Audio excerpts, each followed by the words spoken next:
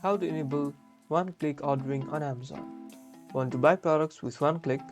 This guide shows you how to enable one-click settings on Amazon so you can buy products with one tap.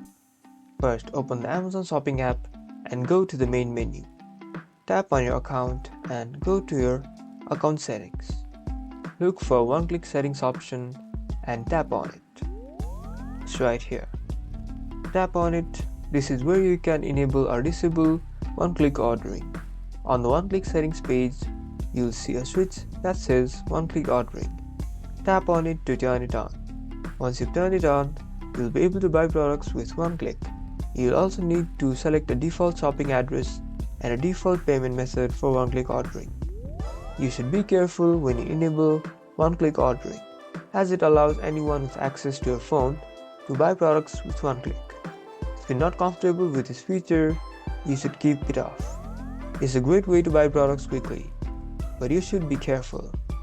You now know how to enable one-click ordering on Amazon. Get ready to buy products with one tap. Like and subscribe for more app tips.